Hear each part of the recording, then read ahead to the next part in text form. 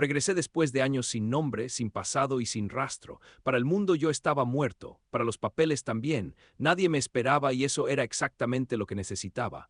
Volví en silencio, sin anunciarme, sin reclamar nada. Crucé la puerta de un lugar que yo mismo había construido con mis manos, convencido de que ahí encontraría recuerdos. Encontré algo peor. Vi a mi propia sangre reducida a una sombra. No fue un grito ni un golpe lo que me detuvo. Fue algo más pequeño y más cruel. Un gesto cotidiano, una orden dicha con naturalidad, una humillación tan normalizada que nadie bajó la voz, nadie miró alrededor. En ese segundo entendí que no se trataba de descuido ni de mala suerte, era un sistema, frío repetido, sostenido durante años. Me quedé quieto, observé. Escuché cómo se repartían espacios, decisiones y dinero como si la dignidad no existiera. Vi cómo el poder se ejercía con papeles, firmas y sonrisas correctas, cómo el miedo no necesitaba violencia cuando tenía estructura. Cómo una familia podía convertirse en una institución de control sin dejar marcas visibles. Entonces apareció lo que más dolía, un niño, usado como excusa, como ancla, como arma. Cada decisión giraba alrededor de él, cada amenaza estaba envuelta en su bienestar. Ahí entendí que el abuso no siempre grita, a veces se organiza. A veces se disfraza de cuidado, de legalidad, de es por tu bien. No sentí rabia, sentí claridad. Esto no era algo que se resolviera con una escena ni con un enfrentamiento. Esto exigía paciencia, cabeza fría, pruebas, documentos, tiempo. Porque cuando el daño es institucional, la respuesta tiene que ser quirúrgica. No vine a recuperar un lugar, vine a cerrar un sistema. Y cuando alguien cree que ya ganó, cuando piensa que el silencio es rendición, es cuando deja todo al descubierto. Si alguna vez pensaste que el silencio era debilidad, quédate, esta historia no explota, se cierra. Volví cuando ya no existía para nadie. Mi nombre había desaparecido de los registros, mis fotos de las paredes, mi historia de las conversaciones familiares. Durante años fui un rumor mal contado, un dicen que murió, un expediente cerrado sin cuerpo. Legalmente estaba muerto, emocionalmente para ellos también, y esa fue la única ventaja real que tuve cuando decidí regresar. No volví como el hombre que fui. Volví como alguien que no importaba. Ropa simple, mirada baja, una identidad prestada que no levantaba sospechas. Nadie teme a quien no representa nada. Nadie se cuida frente a alguien que consideran invisible. Crucé la ciudad sin nostalgia, sin ansiedad, repitiéndome que no estaba ahí para sentir, sino para ver, porque si reaccionaba, perdía. Y yo no había vuelto para perder. Entré a la propiedad como un extraño. Ese lugar no era solo una casa. Era el resultado de años de trabajo, de decisiones difíciles, de sacrificios que nadie veía cuando todo funcionaba. Cada pared tenía una historia que yo conocía de memoria. Cada esquina había sido pensada por mí, y aún así, al cruzar la puerta, supe que ya no me pertenecía, no porque la hubieran vendido, sino porque la habían transformado en algo ajeno. Lo primero que sentí no fue rabia, fue desconcierto. El silencio era distinto, no era paz. Era control, todo estaba en su lugar, demasiado en su lugar, como si alguien hubiera decidido que la armonía se imponía, no se vivía. Caminé despacio, fingiendo torpeza, fingiendo no entender del todo dónde estaba. Nadie me prestó atención, y eso me permitió ver más de lo que hubiera querido. La vi a la persona que más había protegido en mi vida, no levantó la voz, no pidió nada, se movía con cuidado midiendo cada gesto, cada palabra, no caminaba, se desplazaba como quien sabe que estorba, no era una sirvienta, era algo peor. Alguien que había aprendido a desaparecer para sobrevivir, y lo más cruel era que nadie parecía notarlo. O peor, lo consideraban normal. La humillación no fue un golpe ni un insulto directo. Fue una orden simple, dicha sin malicia aparente. Fue un hazlo tú que no admitía réplica. Fue una risa leve cuando tardó un segundo de más. Un comentario pequeño lanzado al aire que la encogió por dentro. Nadie gritó, nadie discutió, y precisamente por eso dolió tanto, porque era rutina, porque se repetía, porque llevaba tiempo ocurriendo. Mi cuerpo reaccionó antes que mi cabeza. Sentí el impulso de avanzar, de decir mi nombre, de romper la escena, pero me detuve. Recordé por qué estaba ahí. Si hablaba, todo terminaba mal. Si intervenía, el sistema se cerraba. Y lo que yo estaba viendo no era un error aislado. Era un mecanismo completo, aceitado, cómodo para quienes mandaban. No se destruye un mecanismo empujándolo, se desmonta pieza por pieza. Me senté, observé, escuché conversaciones que no estaban pensadas para mí, repartos implícitos de poder, decisiones tomadas sin consultar a quien más afectaban, bromas que en realidad eran advertencias. Todo envuelto en una falsa normalidad que solo funciona cuando la víctima cree que no tiene opción. Y en ese momento entendí algo esencial: no estaban abusando porque podían, lo hacían porque nadie los había detenido antes. No sentí odio, sentí claridad. El odio nubla, la claridad ordena. Empecé a contar mentalmente. Palabras, gestos, horarios, quién hablaba y quién callaba, quién decidía y quién obedecía. Cada detalle era una prueba futura. Cada escena un ladrillo más en algo que todavía no tenía forma, pero que ya estaba construyéndose dentro de mí. Cuando me fui ese día, nadie me recordó, nadie preguntó quién era, y eso confirmó lo que ya sabía, mi invisibilidad era total. Esa noche no dormí, no por rabia, por enfoque. Abrí un cuaderno y escribí lo que había visto, sin adjetivos, sin emociones, solo hechos. Porque los hechos no discuten, los hechos pesan. Ese día no reclamé nada, empecé a contar. Ellos mandaban porque estaban convencidos de algo muy simple, yo no existía. No como amenaza, no como recuerdo, no como posibilidad. Para ellos yo era un error del pasado ya corregido. Un nombre enterrado bajo papeles, versiones repetidas, silencios convenientes. Y cuando alguien cree que no lo pueden ver, se vuelve descuidado. Esa fue la grieta por donde empecé a entrar. La seguridad con la que se movían no era arrogancia abierta, era algo más peligroso, costumbre. Tomaban decisiones sin bajar la voz, hablaban delante de quien no debía escuchar, repartían órdenes como si el mundo les debiera obediencia. Nadie cuestionaba nada. La víctima no discutía, no porque estuviera de acuerdo, sino porque había aprendido que discutir empeoraba las cosas. El control no se ejercía a gritos, se ejercía con anticipación, con miedo sembrado durante años. Escuché las mentiras repetidas como verdades absolutas, versiones del pasado diseñadas para destruir la confianza. Siempre fue así, no sabes manejarte, sin nosotros no podrías. Frases simples, constantes, dichas con tono neutro. No buscaban convencer, buscaban desgastar, y funcionaban porque no venían solas, venían acompañadas de dependencia económica, de favores cobrados como deudas, de ayudas que luego se usaban como cadenas. El sistema era limpio en su crueldad, el dinero no se entregaba completo, se administraba. Los gastos no se explicaban, se autorizaban, las decisiones importantes se tomaban en otra habitación. A la víctima se le daba lo justo para sobrevivir, nunca lo suficiente para elegir. Y cada gesto de protección venía con un recordatorio implícito: sin nosotros no eres nada. Eso no se impone en un día, se construye durante años. Yo seguía actuando como si no entendiera, bajaba la mirada, asentía tarde, fingía confusión, dejé que me corrigieran, que me ignoraran, que hablaran por encima de mí. No era difícil. Cuando alguien cree que es superior, necesita demostrarlo. Y mientras lo demuestra, se expone. Mi silencio no era sumisión, era espacio, espacio para que ellos hablaran de más, se contradijeran, se relajaran. Empecé a notar patrones, rutinas que se repetían sin pensar, horarios rígidos que escondían reuniones, miedos específicos que aparecían siempre ante las mismas palabras. Papeles que se guardaban demasiado rápido, cajones que nadie más podía abrir. No necesitaba robar nada todavía, solo mirar, entender que controlaban cómo y por qué. El poder real siempre deja rastro cuando se ejerce a diario. La víctima vivía en alerta constante. No levantaba la voz incluso cuando estaba sola, pedía permiso para cosas mínimas, se disculpaba antes de cometer errores que aún no habían ocurrido. Ese nivel de miedo no nace del carácter, es aprendido. Y quien lo aprende así también aprende a esconder cosas. Eso me dijo que no todo estaba perdido, que debajo de la obediencia había resistencia silenciosa, esperando el momento correcto. Una noche vi el primer indicio claro, un documento dejado fuera de lugar por descuido. No lo tomé, solo leí lo suficiente para entender que algo no cuadraba.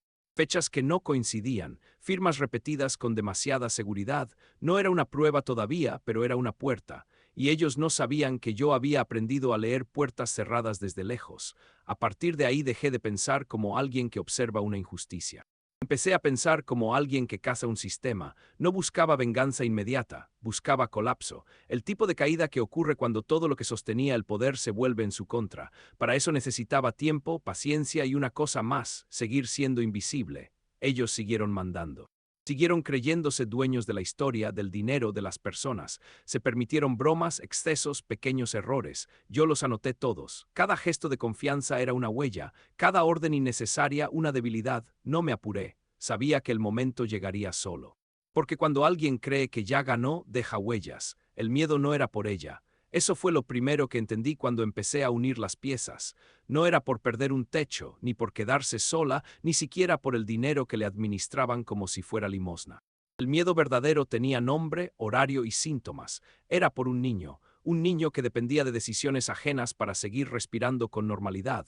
Lo descubrí sin que nadie me lo dijera directamente. Fue una conversación a medias, escuchada desde otra habitación. Un tono distinto en la voz de quien normalmente daba órdenes. No sonaba preocupado, sonaba calculador. Hablaba de citas médicas como quien habla de pagos atrasados, de tratamientos como si fueran privilegios que se podían quitar o conceder según el comportamiento de alguien más. Ahí entendí que la obediencia no se sostenía solo con humillación, se sostenía con chantaje clínico. El niño estaba enfermo, no de algo visible, no de algo que provocara compasión inmediata. Era una condición que exigía controles constantes, medicación precisa, seguimiento, nada espectacular, pero absolutamente necesario, y ellos lo sabían. Sabían que cada retraso, cada cambio, cada olvido podía provocar consecuencias. No lo usaban todos los días. Eso habría sido demasiado obvio. Lo usaban cuando necesitaban silencio, cuando necesitaban sumisión total. Escuché frases que todavía me cuesta repetir, comentarios fríos lanzados como advertencias suaves. Si no cooperas, el médico no podrá hacer nada. No conviene estresar al niño ahora. No hagas problemas, piensa en él. No gritaban, no amenazaban directamente. No hacía falta. El mensaje era claro y siempre llegaba al mismo lugar. Y ella lo recibía con la espalda recta y la mirada baja, como quien acepta una ley natural imposible de discutir. Yo grabé todo, no por impulso, por necesidad, porque entendí que ese nivel de control no se desmonta con una escena, se desmonta con pruebas.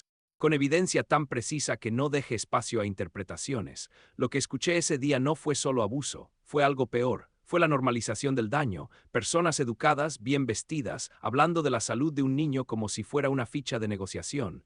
La víctima seguía cumpliendo órdenes.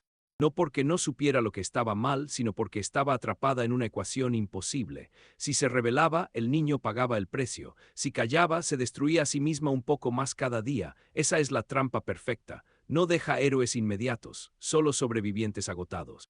Y ahí entendí que si actuaba antes de tiempo, si me exponía demasiado pronto, ellos apretarían donde más dolía. Mi conflicto no era moral en abstracto, era concreto. Tenía la posibilidad de intervenir, de romper algo en ese momento. Pero también sabía que hacerlo sin cerrar el sistema significaba dejar al niño aún más expuesto. Ellos tenían contactos, médicos complacientes, papeles que los protegían. Si los asustaba sin neutralizarlos, reaccionarían con violencia silenciosa. Y la violencia silenciosa siempre busca al más débil. Así que reforcé mi decisión. Paciencia no como pasividad, sino como arma. Empecé a seguir el rastro médico con el mismo cuidado que seguía el rastro financiero, fechas de consultas, cambios de medicación, nombres de profesionales, centros específicos. Todo encajaba con el resto del sistema. Nada era improvisado. Todo estaba diseñado para que pareciera normal, legal, incluso responsable. Esa era la parte más oscura. La crueldad estaba organizada. Una noche escuché algo que terminó de sellarlo todo. Una frase dicha sin cuidado, entre risas bajas. Un comentario sobre qué pasaría si el niño empeora. No como preocupación, sino como escenario útil. Ahí ya no hubo dudas. No estaban protegiendo a nadie. Estaban usando una vida como herramienta de control, y eso no se negocia. Eso se desmantela. Sentí rabia, sí, pero no dejé que me empujara. La rabia quiere velocidad, yo necesitaba precisión. Me repetí que cada día que pasaba sin que ellos supieran quién era yo realmente, era un día más cerca del final correcto, no del final ruidoso, del final irreversible. El que no deja espacio para volver a armar el mismo esquema con otra víctima. Empecé a preparar salidas. Alternativas médicas, contactos discretos, no para usarlos todavía, sino para que existieran cuando hiciera falta. El niño no debía quedar en medio del colapso. Esa era la línea que no iba a cruzar. Si iba a destruir algo, tenía que ser el sistema, no las personas atrapadas en él. Ese día entendí algo peor que la traición. Entendí que hay una forma de crueldad que no necesita odio, solo necesita organización, y cuando la crueldad se organiza, la respuesta no puede ser emocional, tiene que ser exacta. Les dejé creer que ganaban porque la gente que se siente vencedora deja de ser cuidadosa, empieza a hablar de más, a afirmar sin leer, a confiar en que el miedo del otro es permanente. Yo necesitaba eso, no una reacción violenta, no una huida torpe, necesitaba que se relajaran. Que pensaran que el tablero era suyo y que yo solo era una pieza que no importaba. La oportunidad llegó disfrazada de salvación. Un comprador interesado, discreto, con prisa y dinero limpio. No apareció de golpe. Fue presentado poco a poco, como llegan las cosas serias. Primero una llamada, luego un correo, después una reunión breve en un despacho neutral. Nada parecía sospechoso porque no lo era a simple vista. El hombre hablaba poco, hacía preguntas técnicas y asentía con calma. El tipo de perfil que despierta codicia sin levantar alarmas. A ellos les brillaron los ojos, no por el trato justo, sino por la ventaja. Vieron una salida elegante, rápida, con beneficios concentrados donde siempre habían querido. el lenguaje cambió, pasaron de ordenar a negociar, de amenazar a sonreír. Cuando alguien cree que va a ganar más de lo habitual, deja de preguntar por los detalles incómodos, empieza a pensar en el después, no en el cómo. El contrato se diseñó como una trampa limpia, legal, simple, sin cláusulas ocultas, todo estaba ahí a la vista. Solo que nadie lee con atención cuando cree que está del lado fuerte. Cada anexo tenía un propósito, cada firma era una confirmación, no de la venta, sino del sistema que habían sostenido durante años. Control financiero, coerción emocional, amenazas indirectas, todo quedaba reflejado sin una sola palabra acusatoria. Solo hechos, la presión aumentó cuando llegó el momento de firmar, no gritos, no escenas, solo recordatorios fríos, fechas médicas, pagos pendientes, consecuencias involuntarias. Yo lo permití, me quedé al margen observando cómo apretaban exactamente igual que siempre, porque necesitaba que lo hicieran.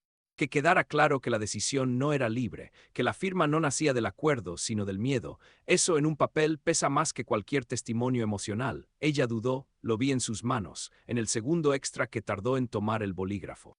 En la forma en que respiró antes de escribir su nombre. Yo no intervine, no porque no me importara, sino porque intervenir habría invalidado todo. Tenía que ser exactamente como había sido durante años, ellos imponiendo, ella cediendo. La diferencia era que esta vez cada gesto estaba siendo registrado. Firmaron confiados, comentaron entre ellos como quien celebra una jugada maestra. Hicieron bromas suaves, hablaron de planes futuros, de inversiones, de cómo por fin las cosas se acomodaban. El comprador agradeció, estrechó manos y se fue, cerró la puerta con una sonrisa profesional. Yo me quedé en silencio. No había prisa, nunca la hubo. Esa noche no dormí, pero no por ansiedad. Dormir habría sido un desperdicio de claridad. Repasé cada documento, cada grabación, cada firma. Todo estaba donde debía. No había agujeros. No había interpretaciones posibles. Lo que habían hecho durante años ahora estaba ordenado, fechado y validado por ellos mismos. El sistema que los protegía se había convertido en el mismo que los iba a exponer. Al día siguiente empezaron las llamadas. Algo no cuadraba. El dinero no llegaba como esperaban.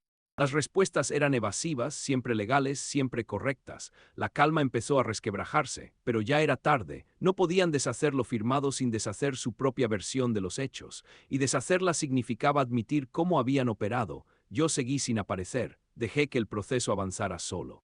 Porque cuando alguien cae en una trampa bien diseñada, lo más efectivo es no tocar nada, que el peso de sus propias decisiones haga el trabajo. No había necesidad de discursos, no había nada que explicar. Todo estaba escrito con su letra. No firmaron un contrato, firmaron su confesión. La sala no imponía respeto por su tamaño, sino por su quietud, ese tipo de silencio que no calma, que tensa. Las sillas alineadas, la mesa larga, los rostros preparados para escuchar versiones contradictorias de una misma historia. Yo entré sin prisa, no como protagonista, sino como quien trae papeles. Nadie levantó la voz, nadie lo necesitaba. Ellos llegaron seguros, trajes bien planchados, miradas firmes, esa confianza que da creer que todo está cerrado. Pensaban que era una formalidad más, un trámite para ordenar lo ya ganado. Se sentaron rectos, cruzaron piernas, intercambiaron gestos breves. El tipo de lenguaje corporal que solo aparece cuando alguien cree que tiene el control. La autoridad pidió comenzar, no hubo discursos largos, solo orden. Yo coloqué el primer documento sobre la mesa, no expliqué nada, dejé que se leyera. Fechas, firmas, nombres. Un registro simple de lo que ellos mismos habían aceptado. Vi el primer cambio en sus rostros. No miedo todavía, confusión. Luego vino el segundo papel, un anexo, después un extracto financiero. Cada pieza se presentó sola, sin comentarios emocionales, sin acusaciones. El silencio crecía con cada página. Ya no cruzaban miradas. Leían, volvían a leer, empezaban a entender que no estaban allí para ganar nada. Cuando se mostró el registro de presión, alguien intentó interrumpir. La autoridad levantó la mano, todavía no, aún faltaba. Yo seguí, grabaciones fechadas, transcripciones claras, no frases sueltas, contexto completo. Lo suficiente para que no pudiera ser negado ni relativizado, lo suficiente para que la narrativa se rompiera sin gritos. La inversión de poder ocurrió sin espectáculo. Nadie cayó al suelo, nadie lloró en ese momento. Solo se encogieron, los hombros que antes ocupaban espacio ahora parecían más pequeños. La voz que había sido firme se volvió técnica, defensiva, ya no hablaban como dueños, hablaban como acusados. La protección llegó sin aplausos, una orden clara, un cambio inmediato de custodia, un protocolo activado. Por primera vez ella no tuvo que asentir ni firmar nada, alguien más habló por ella. Alguien más decidió que no iba a volver a estar sola frente a ellos.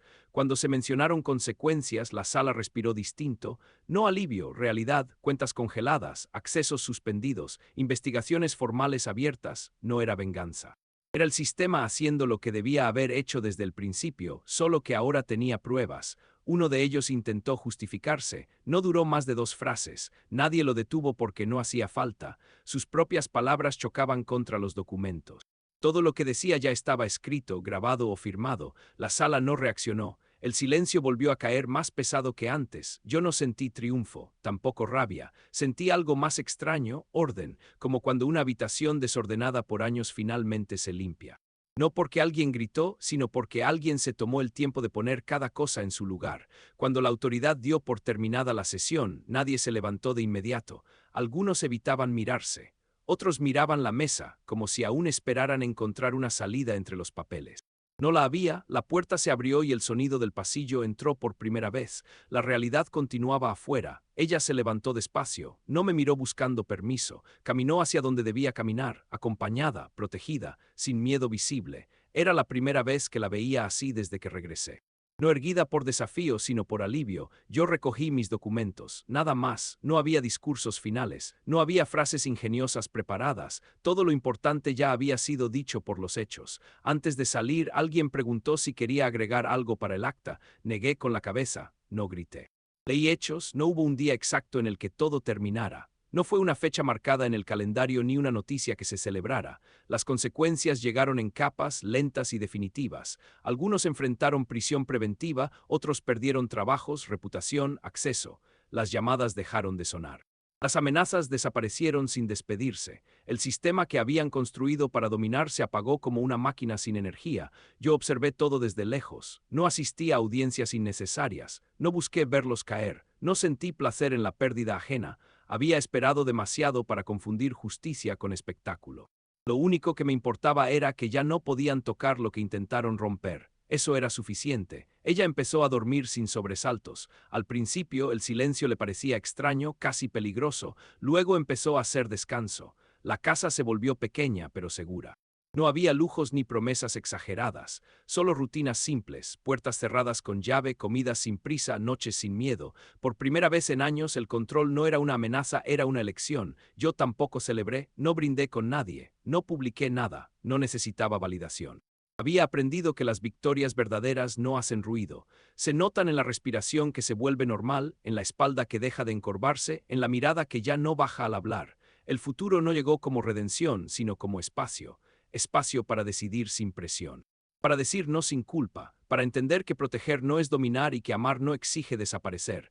Durante mucho tiempo confundí resistencia con aguante, paciencia con resignación. Ahora sabía la diferencia. El pasado no volvió y no debía volver. Había recuerdos que ya no merecían ser rescatados.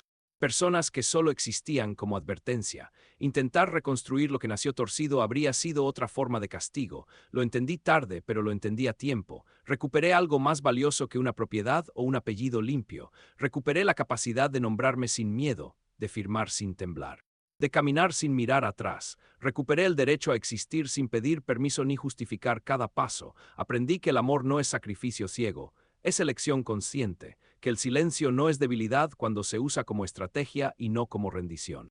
Que esperar no siempre es perder tiempo, a veces es preparar el terreno correcto para no fallar. Algunas noches todavía despierto recordando detalles. Una frase, una mirada, una puerta cerrándose, pero ya no duelen igual, son cicatrices, no heridas abiertas. Pruebas de que algo terminó y no de que algo falta. No me convertí en alguien frío. Me volví preciso, no perdí sensibilidad, aprendí a no entregarla a quien la usa como arma. La dignidad no llegó con aplausos, llegó con calma. Con la certeza de que nadie vuelve a decidir por mí desde la sombra. Hoy el nombre que llevo no pesa, no es carga ni escudo, es simplemente mío, y eso, después de todo lo que pasó, es más que suficiente. No destruí vidas. Evité que la mía siguiera siendo robada.